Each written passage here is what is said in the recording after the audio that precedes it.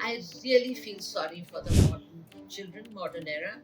What our new generation needs is peace and harmony. In today's age of technology, global skills, how important is overall development of a child? We only talk about IQ, which is intelligence quotient. We don't talk about EQ, which is the emotional quotient.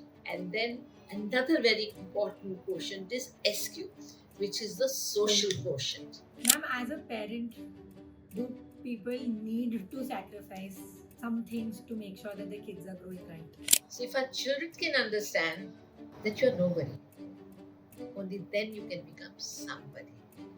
Otherwise, you will always think, I am greater than my children, I am greater than my wife, I'm greater in my workplace. So the kids will become that pride. So parents have to make sacrifice.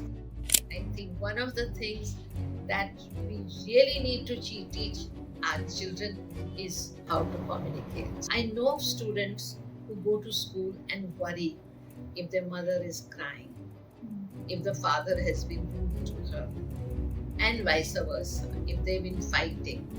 One word that I think is the key to everything is love. Hello and welcome to an all new episode of the Brightlife Podcast. Our guest today is a Padma Shri and Padma Bhushan recipient. So today we are going to be meeting Dr. Shayama Chona, but more personally, she's been my principal for 9 years at DPS RK Puram. My little mind could not comprehend back then, but as an adult, I can acknowledge that she really had the vision to build a legacy of an institution and create and cultivate a culture of excellence at large. Like there were 7,000 students at the time when I was studying in DPS Arkaram, so you can just imagine the magnitude. I like to think of this conversation where she graciously sat down with us as some form of a masterclass for teachers, for educationists, but most importantly, parents. And we spoke about a bunch of things. We spoke about how to cultivate a sense of purpose, how to cultivate a sense of achievement. How can parents create an environment which is loving and accepting and even nurturing for the young minds? And the best part was that she not just shared as a teacher, as an ex principal, as some form of an industry leader that she is, but most importantly, she shared from the heart. She shared as a mother. So let's go and get started. Good morning. I'm so glad to have you, ma'am, on our podcast today. Ma'am, I would love for you to share with, of course, I'm fully aware, but a lot of other people would love to learn about your professional journey as a teacher and such a prolific educator. Actually, I started my career in the year of 1964. And I started by being a lecturer in Rajasthan, where I had passed out. And I was a lecturer of English in Maharani's College. And then, having taught for 2 years, my father insisted that I get married. And in 66, I married an army officer.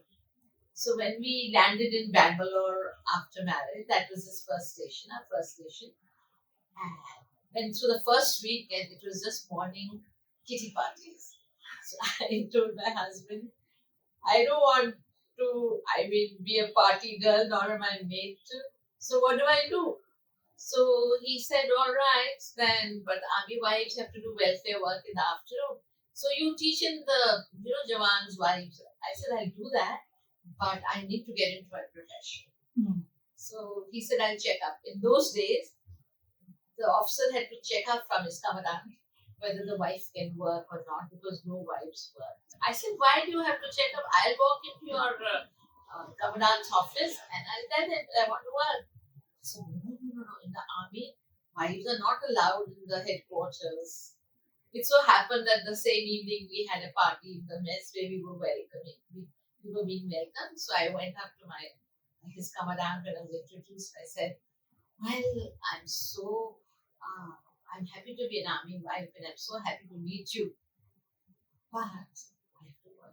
And my husband said, it's your permission. So he said, oh, yes, you must work and be the pioneer. It was like, I can't tell you, I was so happy. And and all the wives were really, really looking at me and saying, so she made it. So from the next day, I started looking for a job, and there I was. I found a job. In 1970, my second born, Tamana, was. That brought a new chapter in my life, a new challenge in my life. So our next station was Chandigarh. When we went to the doctors there, they said that you have to do an EEG. She has to get an EEG done, which was only possible in New York. But those were the days, when I learned more than I could ever teach. I could never understand what life is. And I emerged into a brave looking mother, but my heart was sinking by the day. She will grow very slowly.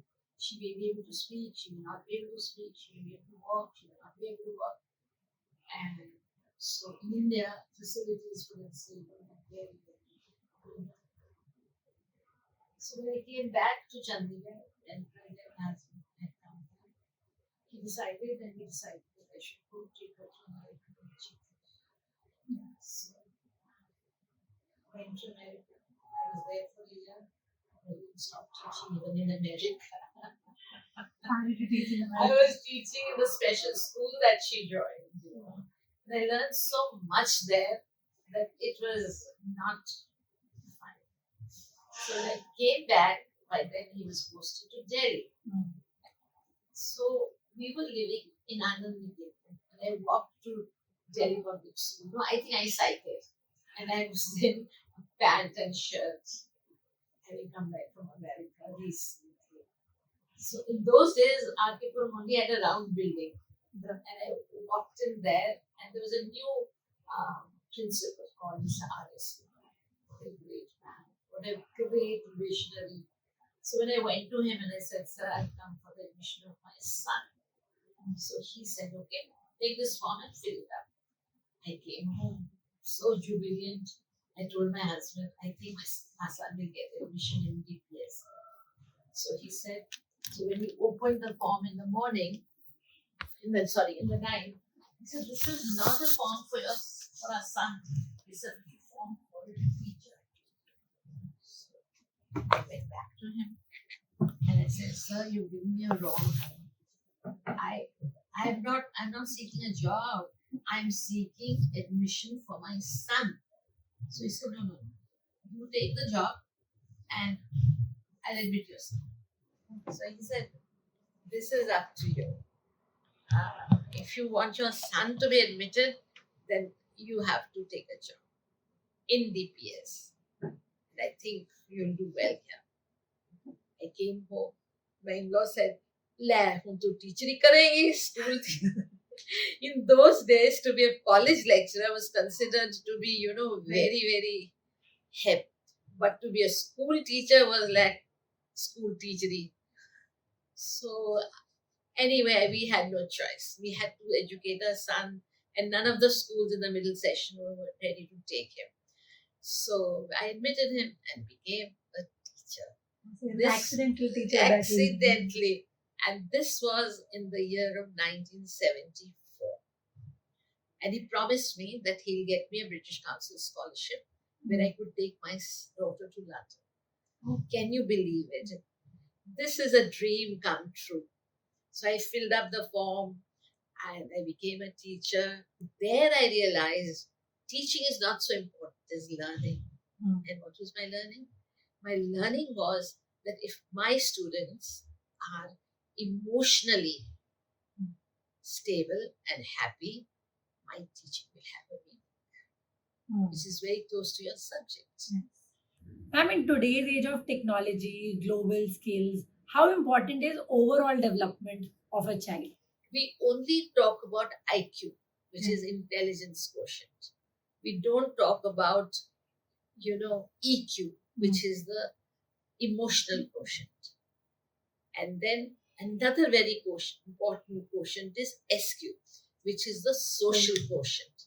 And now, of course, one of the most important quotients is a TQ, which is the technology quotient. So, ma'am, you said something very interesting that you said that your goal was to make sure that your students were emotionally stable. Any advice on teachers listening to you? How can they do that for the kids they impact? Yeah, you see, most of the teachers think that we are going to teach them. Yes, they're going to teach the subject matter, but they can teach better if they become learners. They become learners in the sense that they learn from the students how to teach them. Before you become a teacher, you have to be a learner, and learner of the state of the mind of the students. I can't pour over them. I can only interact with them. English is a compulsory subject for everybody. But when you make it into something which is storytelling, which is something that you want to do more, or you're creating more readers, and there are more people who are attacking the library, you've done your job well. And that's what I try to do also as a teacher. And you were talking about how in DPS RK Puram, students had it tough. There were so many doctors and engineers, and having lived through, I think, 11th and 12th grade, there was a lot of academic stress. There was also competition, a lot of expectations from our own futures as well. And I would love to learn, from you what can probably teachers and maybe even parents do, in times like. I fully agree with you. There is so much of competition, not only between student and student, but between schools and schools. So, and between teachers and teachers. Every teacher wants to prove that her result is the best. And this was a school with 1,019 students passing out every year. So I learned about the parents of each section, each age group. And I realized that the pressure that was coming was not only from the school, but there was a lot of pressure from the parents. Yes, because the parents would always tell them, we put you in Delhi Public School RK Puram, and now you must have your goals straight and work harder. Well, I would have a lot of parenting sessions. I would talk to them, and I would tell the parents, if your children are healthy, if your children are eating good food, and their resting time is also good enough for them to be able to energize to study the next day.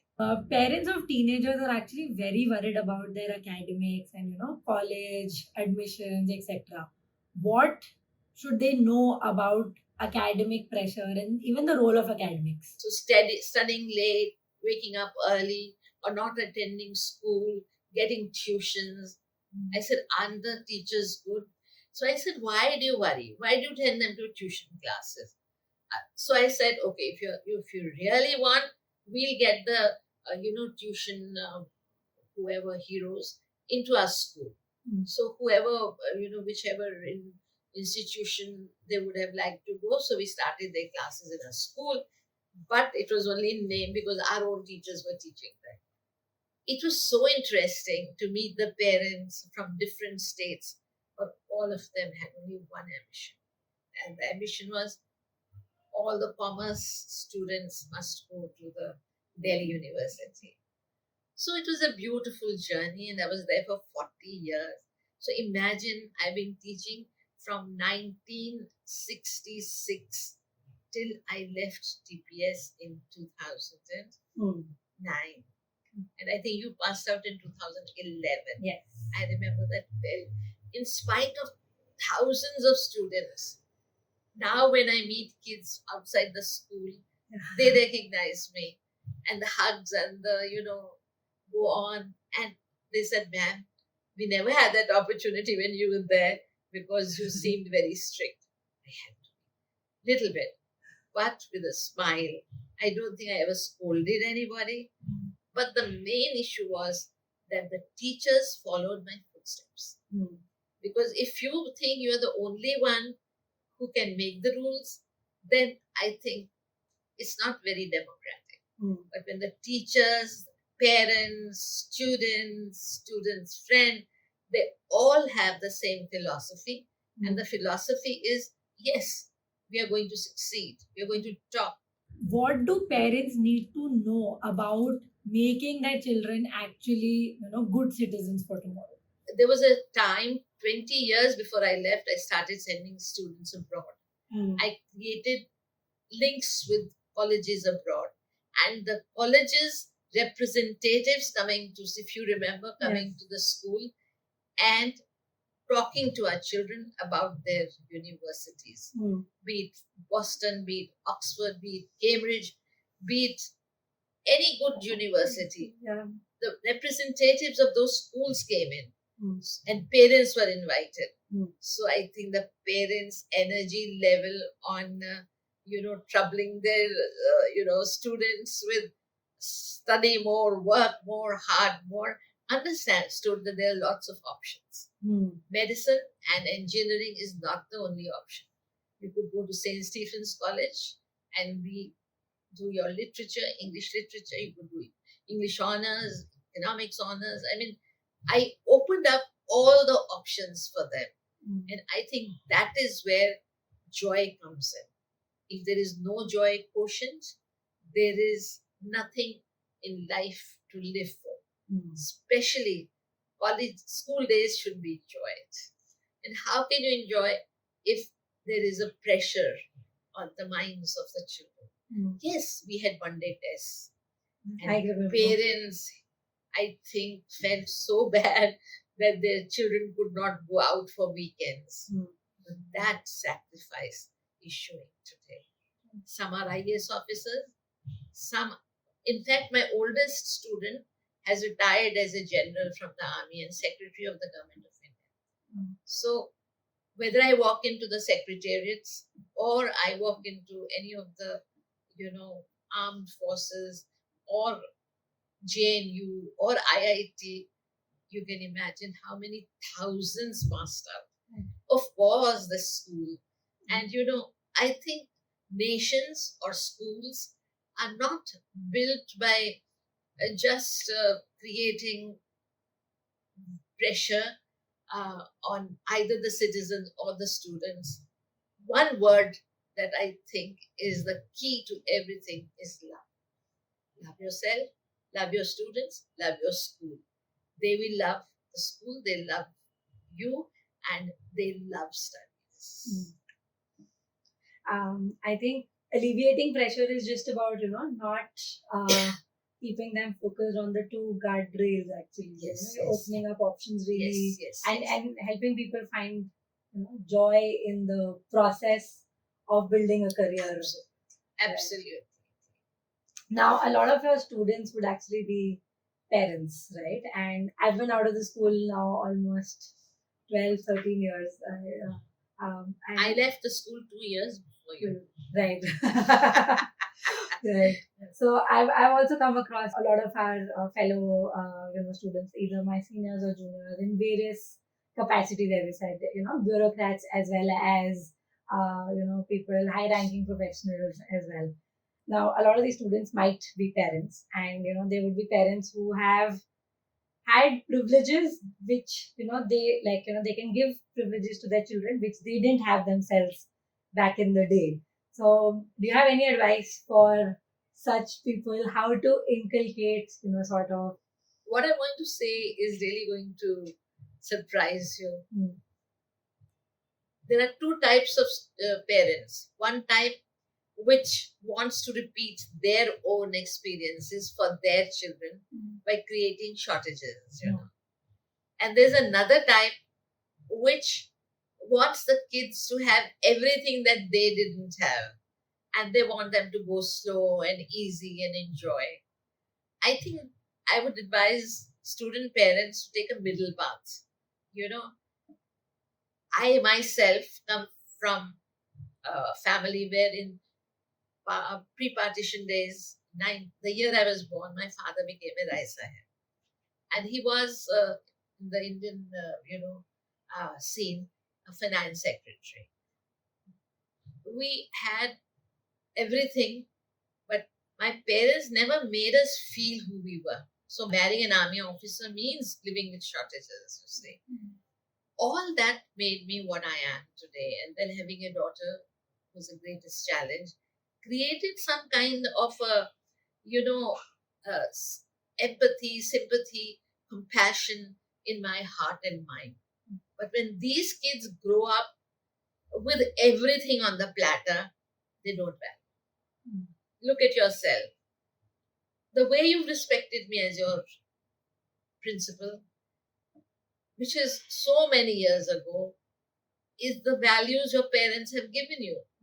You know, otherwise, there may be times when children may brush away whoever is there. So the value system comes from three sources. It comes from the home, it comes from the school, and it also comes from the society. I really feel sorry for the modern children, modern era, because if you open the newspapers, there's nothing but crime. If you see the TV, there's nothing but crime. When we were growing up, the stories that were told to us were stories which were very, very exemplary. Not necessarily Rama, Krishna, Bhagavad Gita, and so on, but these were stories which were like I would end my class always with some inspiring story. It may be the story of Karamchand Gandhi or maybe a story of Nehru. We didn't look at them as politicians. I learned from Mr. Lugani that make sure that each child has at least read three things: Bible, Quran, and Ramayana or Gita, so that they know. But familiarity with your own country, your own sort of culture, your own country's uh, way of thinking, philosophy, there was everything. We worshipped humanity. We worshipped each other. We worshipped politeness. We worshipped truth. We worshipped goodness. We worshipped all those people who visited us, the school, and spoke to our children from various fields, be it a doctor or an engineer or a social worker or a bureaucrat or an army general. It didn't matter. But kids were being exposed to the best of people, and they realized how important communication skills are. How do parents and their actions predominantly shape their child's value system? I think one of the things that we really need to teach our children is how to communicate, how to respect, how to make others feel good, how to not have ego. So if our children can understand that you're nobody, only then you can become somebody. Otherwise, you will always think, I am greater than my children, I am greater than my wife, I'm greater in my workplace. So the kids will pick up that pride. So my whole journey has been on the values I imbibed through my own life's experiences, as well as from my parents, that surrender. And keep your cup empty. Yeah, cup empty, and also be healthy. Health is very important. Parents are forgetting that. They allow their kids to eat fast foods because they themselves love them. If the mother enjoys a Coke, how can you stop your daughter from drinking one? So parents have to make sacrifices.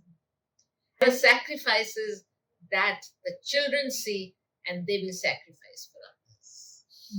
He said, that communication skills and, treating people, in a way that they're left warm is very important. Can you elaborate a little on that? Yeah. You see, if you are rude, nobody's going to love you. If you're kind, they're going to appreciate it. But kindness not only to those who matter, but kindness to your helping hands, kindness to your washerman, kindness even to a beggar. Whether you pay or not, you don't have to abuse him. These days there are a lot of young boys and girls who are begging, and you can't accuse them. There are problems, and if you can reach to the root of the problem, then you realize what their problems are. But we who drive the car and are driven feel superior, and we don't realize the rights of the road for the cyclist, for the scooterist. There are more and more accidents. So I think what I'm trying to say is that communication is not just speech. Communication is also with your actions. I have heard that, and I have also turned out teachers would say, "Ek thappad marungi," or push the students. The second day she was given notice to vacate. So you see, teachers are exemplary, parents are exemplary, and children will become exemplary. You also said that parent is drinking coke, so will the child. So do you blame the screen usage is like rampant these days, right? Like everybody keeps saying that my son and my daughter, they are constantly on screens. So is that something also that parents need to be watchful about? How much they are on their phones? It's very important. But you see, what has happened is that now the children or the youngsters are, that's the fear I have, are glued to it as a habit.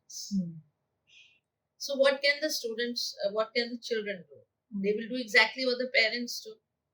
So I think parents will themselves have to mind their own behavior because they will follow them. A mother who cooks for her children, I can assure you, those children will cook for their children.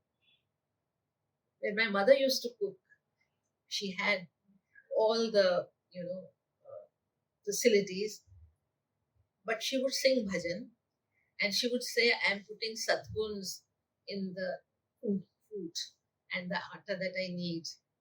And she says, "These satguns will go to my children. They will not be tamasic. They may be a little rajasic, but they will not be tamasic because the food you eat makes a difference to your life." If the parents are enjoying a pizza all the time, but the mother doesn't have the time to cook and she orders for food from outside, who knows who's cooked the food, how clean he is. So children are picking up those habits, you see. So just order food out from out.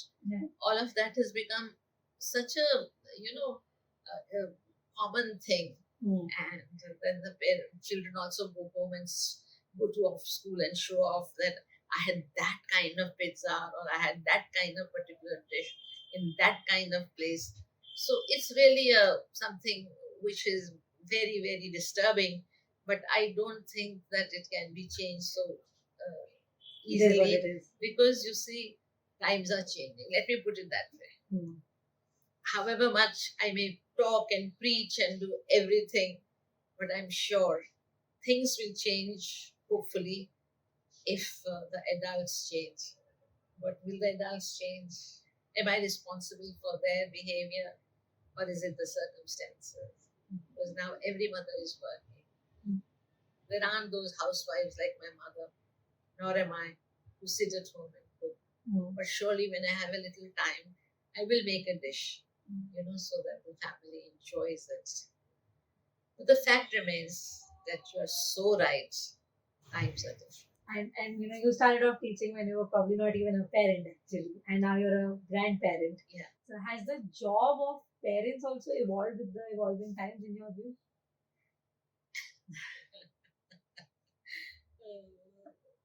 I don't know whether it's evolved or not, but it evolved? It has changed. It has changed. Because if I compare the parents I had 60 years ago, they were so interested in. I went to women's college to teach, so they wanted their girls to be English speaking, so that they could go and get married nicely. Yes. And when I see now the girls, the parents want them to be, professionals. And so there is a change, and the expectations of the parents have also been very different. And from a housewife to a career woman is the biggest change the parents have. And marriage is not on the cards of the young girls. Correct. They say, if I find the right man, if I fall in love, and so on. So there is a change, and change is inevitable. So, ma'am, how important, in your view, is it for parents to give a healthy amount of stress also to the kids? Very important. I wouldn't call it healthy stress. Stress can never be healthy. But parents have to surely make their children responsible. And with responsibility, it's not necessary that stress will come. There can be joy also. But the moment that students are made responsible for their own lives, then I think the matter will be solved. But if the students feel that it's not my problem, it's my father's problem, or it's my mother's problem, or why do my parents, compare me with my other friends? I don't compare my parents with them, their parents. So you see, every situation is a different situation. You cannot generalize. Now, I would never think that parents should create any stress, but the parents should create a peace and harmony. Most of the homes today become places of intense, um, you know, difference between the husband and the wife, the mother and the father. I think the best kids come out when they see peace around. Then they're not distracted in their studies.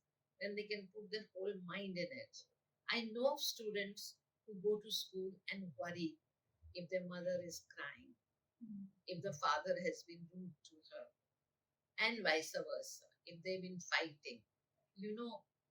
Modern times, the same students who are excellent students are not necessarily best husbands and wives. I'm talking about the generation.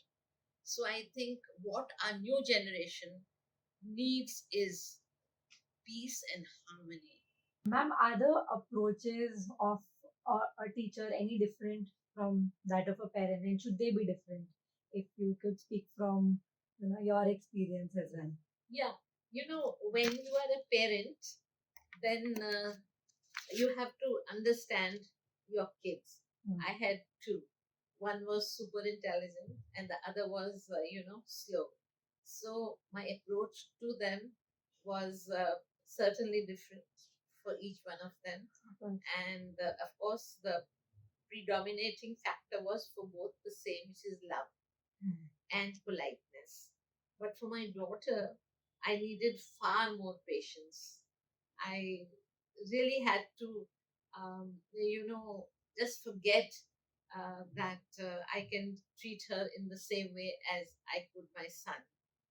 Similarly, in a classroom, it's a class that those days classrooms were 40, 45. So I couldn't have really known each child's individual, temperament and their style of learning and their total background, because emotionally and intellectually they were at different stages and different backgrounds. But again, the predominating feature that was common both to my own children and to the classroom kids was love and politeness and smile. I never thought that either a teacher or a mother should be angry and lose patience and not explain the same thing again and again if required. With that, some of the kids used to be bored, who were super intelligent, but the others were appreciative.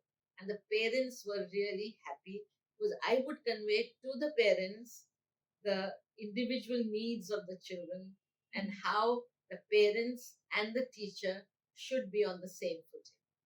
And how important is it for parents to be in communication with the teachers to work as a team? It's very important because in those days, I'm talking about 40, 60 years ago, parents were not as busy as they are now. Or both the parents would not, now if you call, both the parents don't come together. One will come, one will not come. Ma'am, you mentioned that, peace and harmony in homes is very important. Anything that parents should be particularly doing to make sure that, there is a positive home environment. Yeah. You see, there are bound to be differences in a marriage. No two people were absolutely on the same wavelengths get married, right? And that's also the beauty of a marriage. But their differences, if they are of the kind where shouting or howling is required, they have to control themselves. And all the differences should be solved behind the doors. They should, in all ages, no parents have had the same way of looking at the same problem. So I think the parents have today to be very, very cautious that they do not behave aggressively with each other, or they do not talk ill of other people, or they do not criticize the food they eat, or the servants, little things. Right. So I think it's the best behavior of the parents that creates the best behavior of the children. And on that note, I don't think, a lot of these deliberate, mindful practices comes naturally. So do you think parents should learn parenting? I surely think so, because in the good old days, I think parents learn from their parents, and I think this formula is nothing new. When I was growing up, I'm sure my parents also had differences, but they never brought out the differences in front of us. Right. So we grew up in a, you know, that nothing like growing up in a peaceful atmosphere, nothing like growing up in a peaceful world. Even today, we the adults are so disturbed. Just the other day when Trump was, in trouble, Yes. we were all so concerned, But in front of my children, I wouldn't say, "Oh my God, what has happened?" Why discuss things which are unnecessary? Discuss nice things, talk good things, be positive, but don't always, create an atmosphere of agony and, hostility or problems. So just keep them to yourselves, and you can always talk about those between yourselves. Be the best example. The best example for the kids and the parents. You've had a long career as a teacher, as a principal, and you've seen many life cycles of many successful students of yours. How important is academics, academic success or academic performance in an individual's life? It all depends on the individual, because some of my very ordinary students, whose parents I would call and tell them that we need to do something about it, today they're roaring in wealth. So you see, what academics teaches you may be very useful in careers where there is more academics required and so on. You cannot judge anyone who's not doing well in class 12. And the saddest part is many of the kids who are rejected in Indian universities, they get very good placements abroad and they do very well there. Right. So future is not determined in a school, unless it is somebody who's going into IIT or IIM or one of those things. But even some of the IITs are such failures. Right. They are committing suicides, and there is so much happening. It's the general atmosphere which actually builds up a character. Right. And to be 17 and 18, those who say the complete future is known then, I don't think so. We get lots of surprises. There'll be two brothers. One is very academic, and the other one is very naughty. But the one who is very naughty, he's doing very well, and the one who is very academic is sullen. He's silent, and he's bored with life, and so on. What happens when largely depends upon what circumstances you are in, and fortune plays a big role. Luck. And I think, and that's why parents should focus on overall development. Overall, and especially the emotional part. And also make your kids comfortable. Don't make them feel low, because I think to have any complexes which hinder your personality, makes you silent, quiet. You should, let them do what they want to do. I know of my own brother who, while preparing for the IAS, every afternoon saw a matinee, and he wanted my parents to send him to Simla to study, because he said, when I do horse riding, I do better. Sure enough, he got into the IAS. So it's very difficult to say. Right. There's so much in life which cannot be answered. And I think, as you said, that managing a child or your own energy level is very important. You touched upon it earlier as well, how joy is an important joy and love. Wow. It's so important to have happiness, a smile. If you are tired from office, you have to pretend to be happy. There's so much of pretension, not in a bad way, but in a good way. It is required for your children and for your family. You can't upload them with your own problems.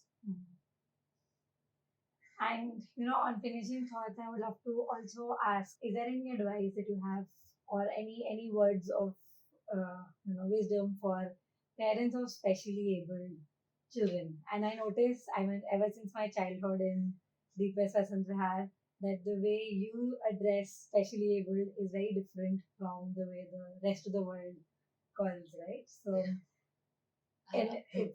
actually, one thing that I hesitant to do is to advise others, but all the same, we curse our karmas, we curse ourselves. Others also think you're very unlucky to give birth to a child who's different. But slowly you learn that you are the chosen one.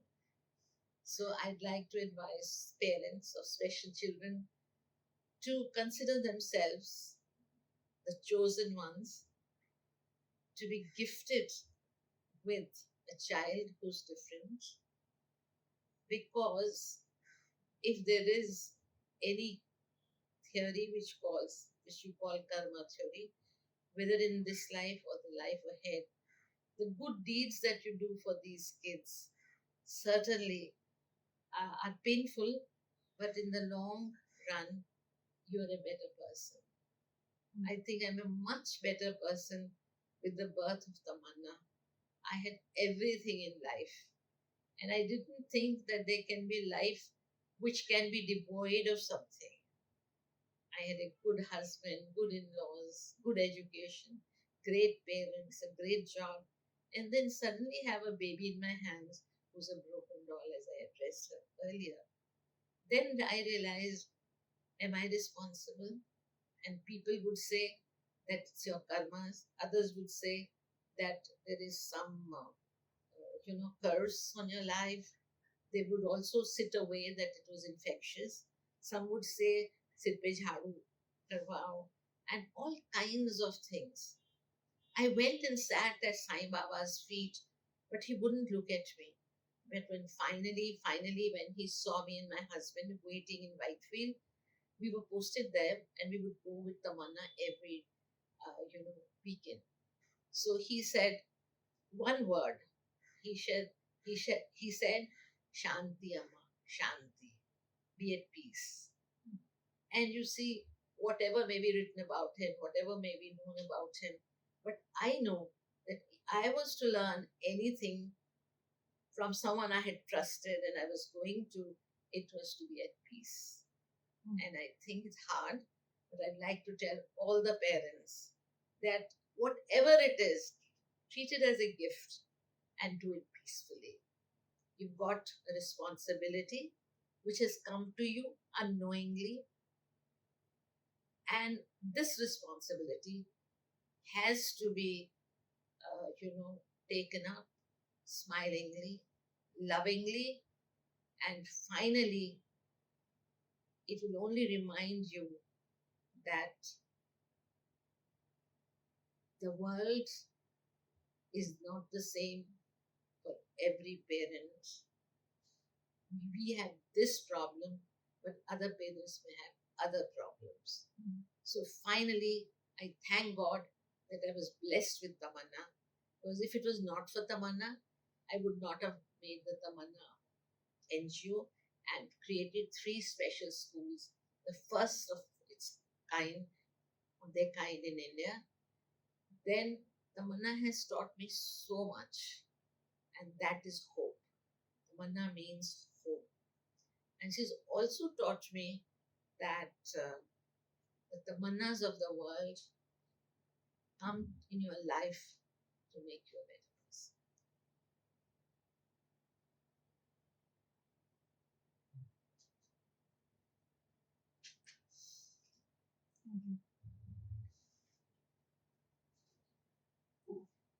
Good.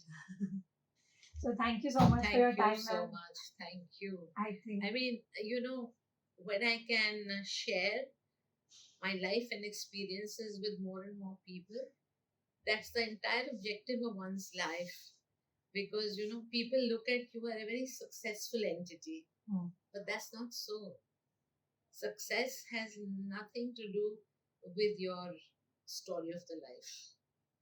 That's only one part of it. We haven't talked of one issue, which is called societal attitude towards, of course, there'll be more opportunities, maybe on the disability, the inclusion in our country.